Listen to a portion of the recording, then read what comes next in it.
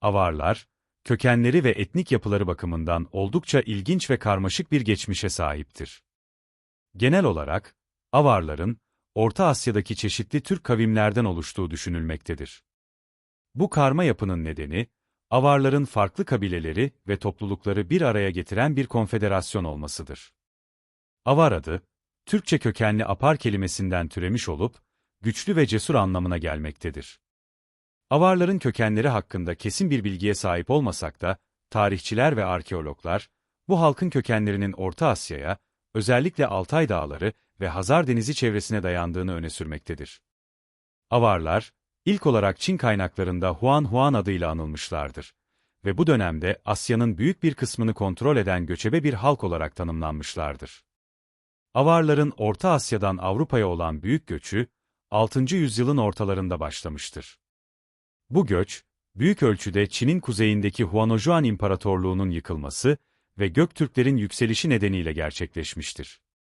Göktürkler, Huanları yenilgiye uğratarak, bölgedeki egemenliklerini genişletmişler ve Avarları batıya doğru itmişlerdir.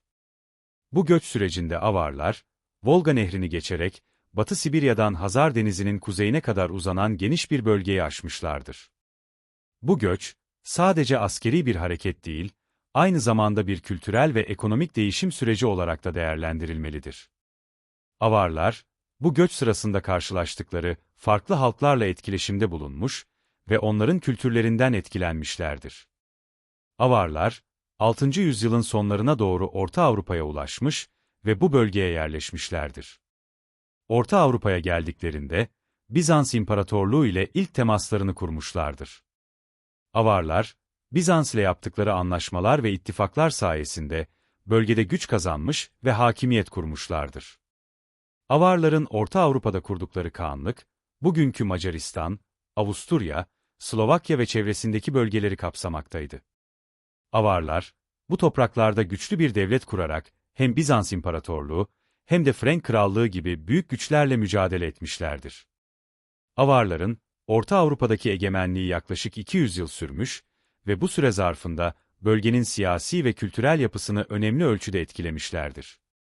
Avarların kökenleri, Orta Asya'dan Avrupa'ya göçleri ve Orta Avrupa'ya yerleşmeleri, tarihin ilginç ve önemli bir dönemini oluşturur. Avarlar, Orta Asya'dan başlayan uzun ve zorlu bir yolculuğun ardından Orta Avrupa'da güçlü bir devlet kurarak, bu bölgedeki Türk egemenliğinin önemli bir temsilcisi olmuşlardır. Avarlar, 6. yüzyılın ortalarında Orta Asya'dan göç ederek Orta Avrupa'ya yerleşmeye başladıklarında, bu bölgedeki siyasi boşluktan yararlanarak güçlü bir devlet kurmayı başardılar. Avar Kağanlığı'nın kuruluş süreci, büyük ölçüde Avar liderlerinin askeri ve diplomatik yetenekleri sayesinde gerçekleşti. Orta Avrupa'ya geldiklerinde, Avarlar hızla organize olarak kendilerine uygun bir yönetim sistemi oluşturdular. Kağanlık, merkezi bir otoriteye dayalıydı ve Kağan, en yüksek yönetim gücüne sahipti. Kağanlık sisteminde, Kağan'ın yanında yüksek rütbeli askeri ve sivil yetkililer de bulunmaktaydı. Bu yetkililer, Kağan'a bağlı olarak çeşitli bölgelerin yönetiminden sorumluydu. Avarların Orta Avrupa'da egemenlik kurmalarındaki en önemli faktörlerden biri, Bizans İmparatorluğu ile yaptıkları anlaşmalar ve ittifaklardı. Bizans ile iyi ilişkiler kurarak, hem ekonomik hem de askeri alanda destek aldılar. Ayrıca, bölgedeki diğer Germen ve Slav kabileleri ile ittifaklar yaparak, kendi güçlerini pekiştirdiler. Avar Kağanlığı'nın ilk ve en önemli liderlerinden biri olan Bayan Kağan, 562 yılında tahta geçerek Avarların lideri oldu. Bayan Kağan, güçlü bir liderlik sergileyerek Avarların Orta Avrupa'daki egemenliğini sağlamlaştırdı ve Kağanlığın temellerini attı.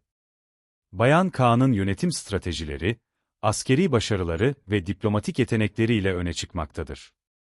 İlk olarak, Avar ordusunu güçlü ve disiplinli bir yapıya kavuşturarak, bölgedeki diğer güçlere karşı üstünlük sağladı. Askeri stratejileri, düşmanlarının zayıf noktalarını tespit ederek, onları hızlı ve etkili saldırılarla mağlup etmek üzerine kuruluydu. Bayan Kağan, sadece askeri alanda değil, diplomatik alanda da başarılı oldu. Bizans İmparatorluğu ile yaptığı anlaşmalar, Avarların ekonomik olarak güçlenmesini sağladı. Bizans ile yapılan ticaret anlaşmaları sayesinde Avarlar, hem zenginleşti, hem de bölgedeki diğer güçlere karşı daha güçlü bir konuma geldi. Bayan Kağan, Avar Kağanlığı'nın kurucusu olarak tarihe geçti ve onun döneminde Avarlar, Orta Avrupa'da büyük bir güç haline geldi. Bayan Kağan'ın yönetiminde Avarların en dikkat çekici erken dönem başarılarından biri, Bizans İmparatorluğu'na karşı kazandıkları zaferlerdir. Avarlar, Bizans'ın Balkanlardaki hakimiyetine son vererek, bu bölgedeki önemli şehirleri ele geçirdiler. Bu zaferler, Avarların gücünü ve Bizans'a karşı ne kadar ciddi bir tehdit oluşturduklarını gösterdi. Bizans İmparatorluğu ile yapılan savaşlarda, Avarlar birçok önemli kaleyi ele geçirdi ve Bizans'ın Balkanlardaki varlığını zayıflattı. Bu başarılar, Avarların hem askeri hem de siyasi alanda güçlenmesini sağladı. Bizans İmparatorluğu, Avarların bu zaferleri karşısında büyük bir ekonomik ve askeri kayba uğradı. Avarlar, Balkanlarda Slav kabileleriyle ittifaklar kurarak bölgedeki hakimiyetlerini pekiştirdiler. Slavlar, Avarların askeri gücünden etkilenerek onların müttefiki oldular ve Avarlarla birlikte Bizans'a karşı mücadele ettiler. Bu ittifaklar sayesinde Avarlar, Bizans İmparatorluğu'na karşı daha güçlü bir konuma geldiler ve Balkanlardaki hakimiyetlerini genişlettiler. Slavlarla yapılan bu ittifaklar, Avarların erken dönem başarılarının önemli bir parçasıdır. Slav kabileleri, Avarların yanında savaşarak onların güçlenmesine katkıda bulundular ve Avar Kağanlığı'nın bölgedeki en önemli askeri ve siyasi güçlerden biri olmasını sağladılar. Avarlar, sadece Bizans İmparatorluğu'na karşı değil, aynı zamanda Batı Avrupa'da da önemli başarılar elde ettiler. Bu dönemde, Avarlar Frank Krallığı ile de savaşlara girdiler. Avar ordusu, Franklara karşı düzenlediği seferlerde birçok başarı elde etti ve Frank topraklarına kadar ilerledi. Bu savaşlar, Avarların Batı Avrupa'daki gücünü gösterdi ve onların sadece Orta Avrupa'da değil, tüm Avrupa'da önemli bir askeri güç olduğunu kanıtladı. Avarların erken dönem başarılarının en dikkat çekici olanlarından biri, 626 yılında İstanbul'u kuşatma girişimidir. Bu kuşatma, Avarların Bizans İmparatorluğu'na karşı gerçekleştirdiği en büyük askeri operasyonlardan biridir. Slav müttefikleriyle birlikte, Avarlar İstanbul'u kuşatmış ve Bizans'ın kalbine kadar ilerlemişlerdir. Her ne kadar kuşatma başarılı olmasa da, Avarların İstanbul'a kadar ulaşabilmesi ve bu kadar büyük bir operasyonu gerçekleştirebilmesi, onların askeri gücünü ve stratejik yeteneklerini göstermektedir. Bu kuşatma, Bizans İmparatorluğu üzerinde büyük bir psikolojik etki yaratarak, Avarların ne kadar tehlikeli bir düşman olduğunu ortaya koymuştur. Bizans İmparatorluğu ile yaptıkları savaşlar sonrasında, Avarlar bazen Bizans ile barış anlaşmaları yaparak geçici ateşkesler sağlamışlardır. Bu anlaşmalar, Avarların Bizans'tan haraç almasını sağlamış, böylece ekonomik olarak da güçlenmelerine katkıda bulunmuştur. Bayan Kağan'ın ölümünden sonra da Avar Kağanlığı, onun oluşturduğu güçlü temeller sayesinde varlığını sürdürdü. Bayan Kağan'ın askeri ve diplomatik stratejileri, Avar Kağanlığı'nın uzun süre ayakta kalmasında ve Orta Avrupa'da güçlü bir Türk devleti olarak anılmasında önemli bir rol oynadı. Avar ordusu, disiplinli ve iyi organize edilmiş bir askeri yapıya sahipti. Bu ordunun yapısı, Avarların göçebe kökenlerinden gelen savaşçı kültürlerinin bir yansımasıdır. Avar ordusu, farklı etnik gruplardan gelen askerlerden oluşuyordu. Özellikle Slav, Germen ve diğer yerel kabilelerin savaşçıları da Avar ordusunda yer alıyordu. Avar ordusu genellikle merkez ve kanatlar olmak üzere iki ana bölümden oluşuyordu. Merkezde, Kağan ve onun en güvendiği komutanlar bulunurdu. Merkez kuvvetleri, ağır zırhlı süvarilerden ve piyadelerden oluşurdu. Kanatlar ise daha hafif ve hızlı hareket eden süvarilerden meydana gelirdi. Bu kanatlar, düşman ordularını çevrelemek ve hızlı saldırılar yapmak için kullanılırdı. Avar ordusunda disiplin ve eğitim büyük bir önem taşırdı. Askerler, savaş becerilerini geliştirmek için sürekli olarak eğitim alırlardı. Bu eğitimler, hem bireysel savaş yeteneklerini artırmak, hem de birliklerin koordinasyonunu sağlamak amacıyla yapılırdı. Avar ordusunun bu disiplinli yapısı, onları diğer ordulara karşı avantajlı hale getirirdi. Avarlar, çeşitli silahlar ve savaş teknikleri kullanarak düşmanlarına karşı üstünlük sağladılar. Bu silahlar ve teknikler, Avarların savaş alanındaki başarısının temelini oluşturuyordu. Avar ordusunun temel silahlarından biri kılıçlardı. Bu kılıçlar, yakın dövüşlerde etkili bir şekilde kullanılıyordu.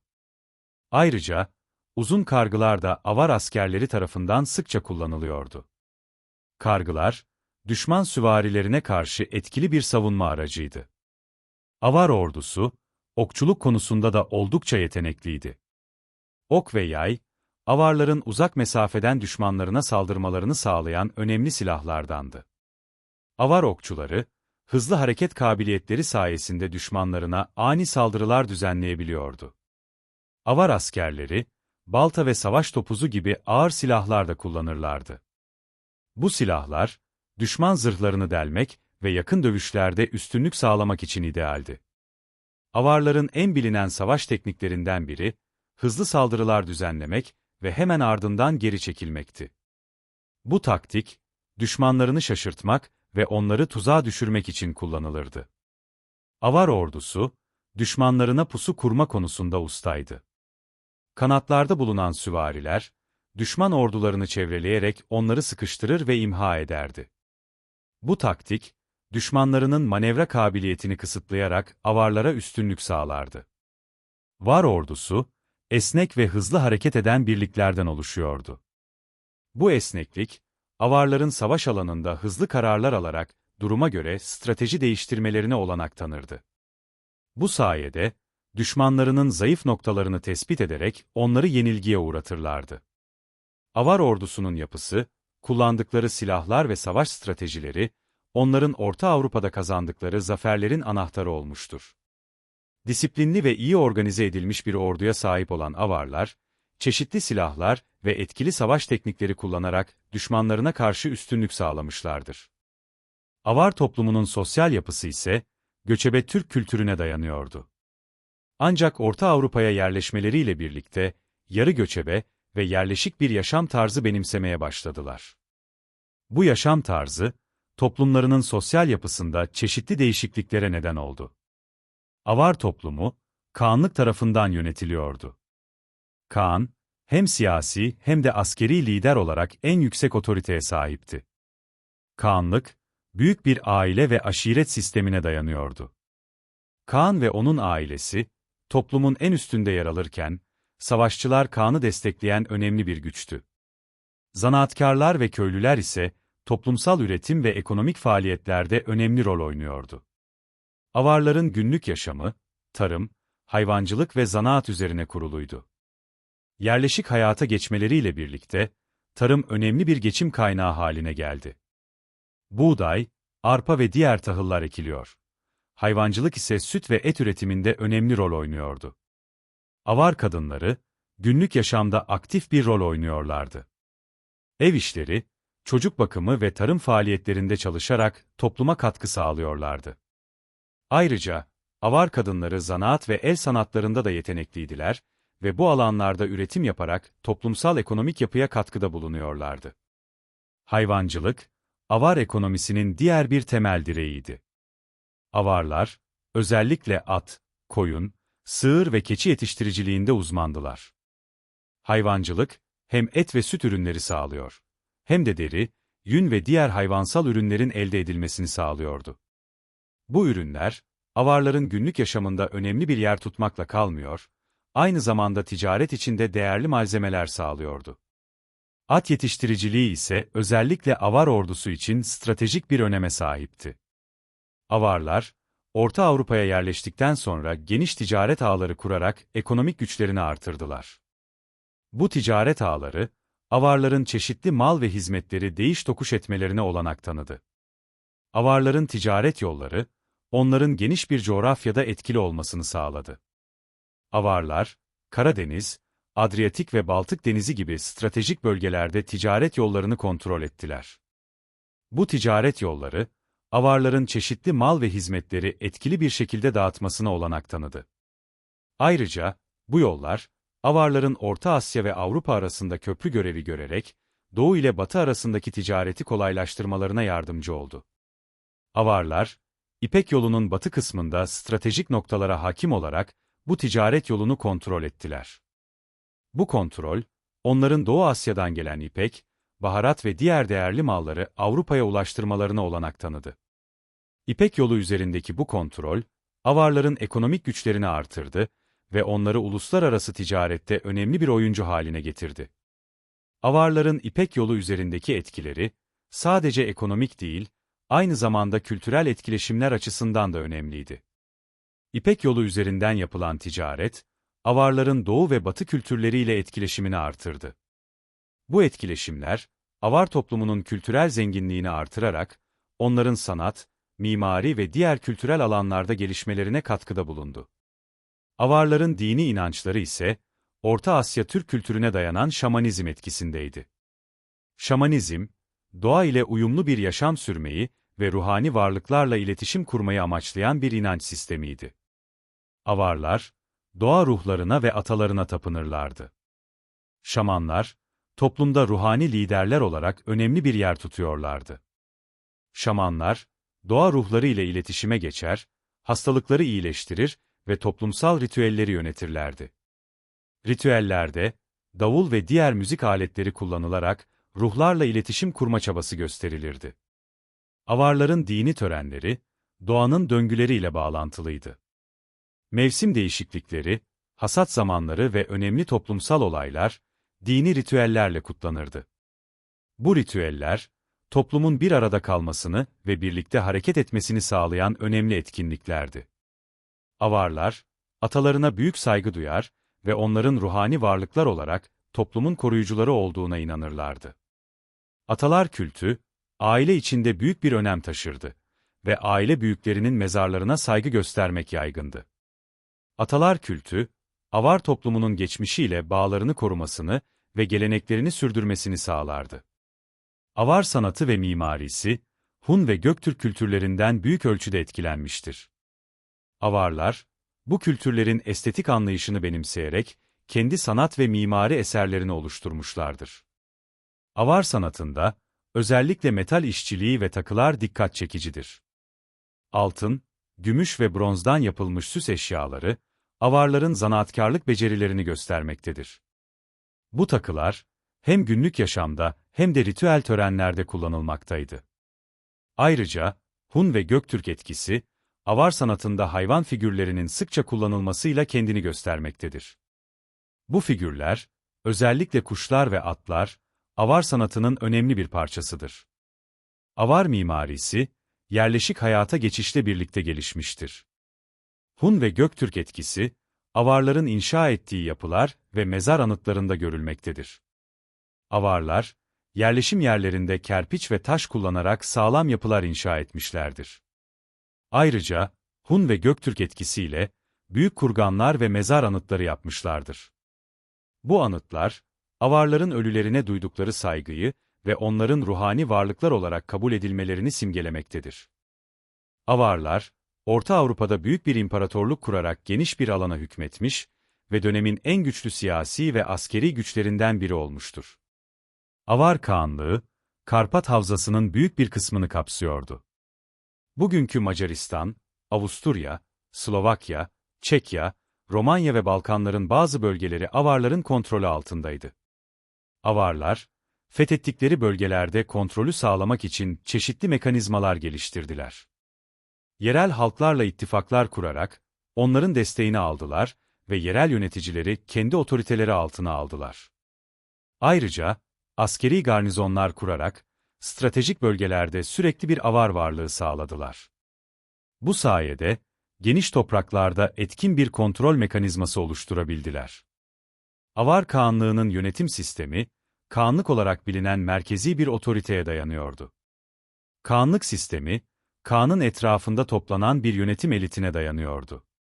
Bu elit grup, Kağan'ın ailesi ve yakın çevresinden oluşuyordu. Kağan, kararlarını danışmanları ve generalleri ile birlikte alırdı. Yerel yöneticiler, Kağan'ın otoritesi altında bölgesel yönetimi sağlarlardı. Bu yerel yöneticiler, genellikle Kağan'ın atadığı valiler ve komutanlardı. Avar Kağanlığı'nın bürokratik yapısı, askeri ve sivil görevleri yerine getiren yetkililerden oluşuyordu. Askeri bürokrasi, ordunun yönetimi ve seferlerin planlanması ile ilgileniyordu. Sivil bürokrasi ise, vergi toplama, adaletin sağlanması ve halkın günlük ihtiyaçlarının karşılanması gibi görevleri yerine getiriyordu. Bu bürokratik yapı, Avar Kağanlığı'nın geniş topraklar üzerinde etkin bir yönetim sağlamasına yardımcı oldu. Avarlar, Avrupa'da ve Asya'da çeşitli Türk boyları ile karmaşık ilişkiler içinde bulunmuşlardı. Bu ilişkiler, hem ittifaklar hem de savaşlarla şekillenmişti. Avarlar, çevrelerindeki diğer Türk boyları ile stratejik ittifaklar kurarak güçlerini artırmışlardı. Bu ittifaklar, genellikle ortak düşmanlara karşı birleşme ve ticaret yollarını kontrol etme amacıyla yapılmıştı. Örneğin, Avarlar ve Hazarlar arasında kurulan ittifak, Bizans İmparatorluğu'na karşı ortak bir cephe oluşturmuştu. Avarlar, diğer Türk boyları ile zaman zaman şiddetli çatışmalara da girmişlerdi. Bu çatışmalar, genellikle toprak, ticaret yolları ve siyasi üstünlük mücadelesi üzerine yoğunlaşmıştı. Avarların Göktürklerle olan savaşları, bu dönemdeki en önemli olaylardan biriydi. Ayrıca, Avarlar, Peçenekler ve Bulgarlar gibi diğer Türk boyları ile de zaman zaman çatışmalara girmişlerdi. Ancak Avarlar, büyük bir imparatorluk kurmuş olsalar da, zamanla bu nedenler onları güçsüz düşürmüş ve tarih sahnesinden silinmelerine yol açmıştır. Avar Kağanlığı'nın zayıflamasının en önemli nedenlerinden biri, iç çatışmalardır.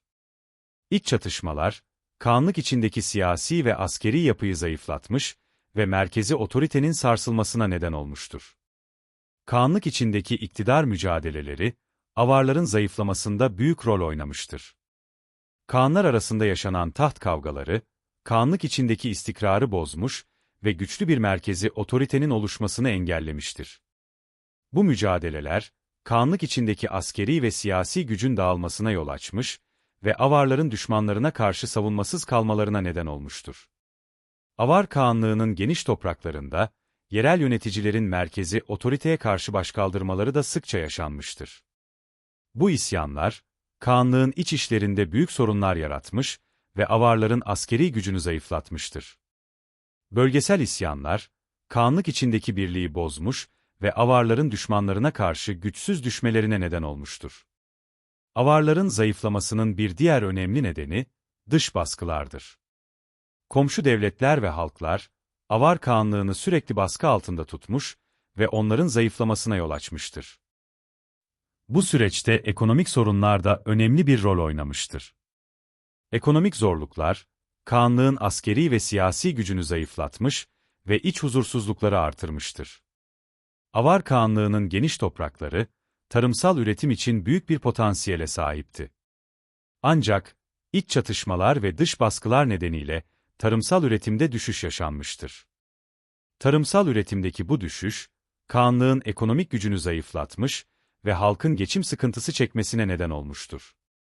Bu durum, Kağanlık içindeki huzursuzlukları artırmış ve isyanlara zemin hazırlamıştır.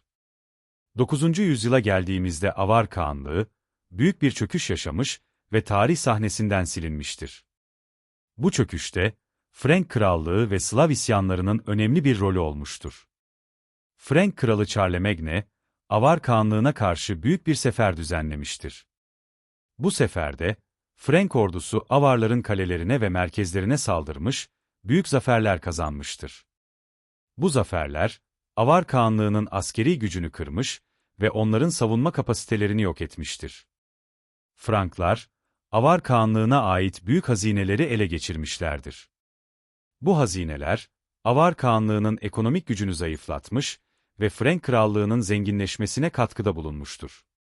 Slavlar ise, Avar Kağanlığı'nın baskıcı yönetiminden ve ağır vergilerinden rahatsız olmuşlardır. Bu rahatsızlık, Slavların Avarlara karşı isyan etmelerine neden olmuştur. Slav isyanları, Avar Kağanlığı'nın iç işlerinde büyük sorunlar yaratmış ve Kağanlığın merkezi otoritesini sarsmıştır. Slav isyanları sonucunda, Orta Avrupa'da bağımsız Slav devletleri kurulmuştur. Bu devletler, Avar Kağanlığı'nın topraklarını ele geçirmiş ve Avarların bölgedeki hakimiyetine son vermiştir. Slavların bağımsızlık mücadelesi, Avar Kağanlığı'nın çöküş sürecini hızlandırmıştır. Frank Kralı Charlemagne, Var Kağanlığı'nın yıkılmasından sonra, 800 yılında Roma'da taç giyerek Kutsal Roma İmparatoru unvanını almıştır. Bu unvan, Frank Krallığı'nın Orta Avrupa'daki siyasi ve dini gücünü artırmış ve imparatorluğun bölgedeki hakimiyetini pekiştirmiştir. Charlemagne, bölgedeki hakimiyetini sürdürebilmek için feodal sistem ve idari reformlar yapmıştır. Bu reformlar, Frank Krallığı'nın merkezi otoritesini güçlendirmiş ve bölgedeki siyasi istikrarı sağlamıştır. Avar Kağanlığı'nın yıkılmasından sonra, Moravya, Bohemya ve Bulgar Devleti gibi bağımsız Slav devletleri kurulmuştur. Bu devletler, Orta Avrupa'da yeni siyasi haritaların oluşmasına neden olmuş ve bölgedeki güç dengelerini değiştirmiştir. Avarlar, Avrupa tarihinde önemli bir yere sahiptir. Avarlar, sadece bir imparatorluk kurmakla kalmayıp, bıraktıkları kalıcı izlerle Avrupa ve Türk tarihine önemli katkılarda bulunmuşlardır. Onların askeri stratejileri, yönetim sistemleri ve kültürel mirasları, bugün bile tarihçiler ve arkeologlar tarafından büyük bir ilgiyle incelenmeye devam etmektedir. Bu yolculuğun sonunda, Avarların tarih sahnesindeki rolünü ve etkilerini daha iyi anladığınızı umuyorum. Tarihin derinliklerine yaptığımız bu keşif, geçmişin bugünümüzü nasıl şekillendirdiğini gösteren önemli bir örnek. Avarların bıraktığı miras, geleceğe dair dersler çıkarmamız için bizlere ilham vermeye devam ediyor. Gelecekteki paylaşımlarımızda, başka tarihi ve kültürel konuları da birlikte keşfetmeye devam edeceğiz. Sorularınız, yorumlarınız veya eklemek istediğiniz bilgiler varsa, aşağıda bizimle paylaşmaktan çekinmeyin. Bir sonraki buluşmamızda görüşmek üzere.